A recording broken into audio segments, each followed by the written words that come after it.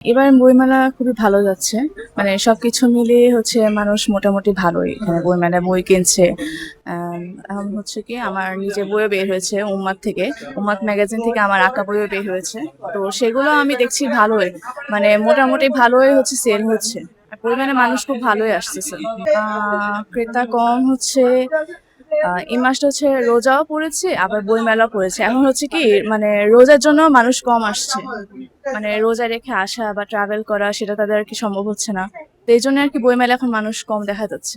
নির্বাচনের উপর যে নির্বাচনে নির্বাচনটা হচ্ছে দেরিতে হওয়াতে বইমেলাটা হচ্ছে দেরিতে আর কি ইয়ে হচ্ছে। আমি আহসান হাবিব স্যারেরটাই বলবো, কারণ আমি সবসময় দেখছি ওনার বই বা লেখা সবকিছুই ভালো। ওনারটাই আমি বলবো যে ভালো সবচেয়ে বেশি। মনে আসছে না ওরকম বা অনেকেই আছে যে ভালো, অনেক ভালো লেখে।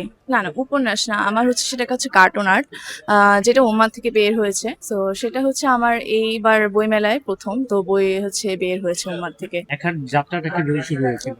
লেখা যাত্রা সেটা তো লেখা যাত্রা আহসান হাবিব স্যারের থেকেই বলবো। আহসান হাবিব স্যারের থেকেই আর কি আমাদের আমার বই বের হওয়া সবকিছু মিলিয়ে আমার আঁকা সবকিছু মিলিয়ে আর কি এই চিন্তা আসলে হুট করে।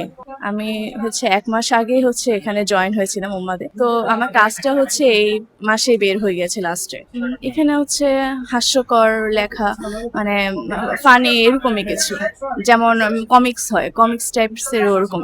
বই লেখার পাশাপাশি স্টাডি করছি, ফাইন আর্টসে স্টাডি করছি।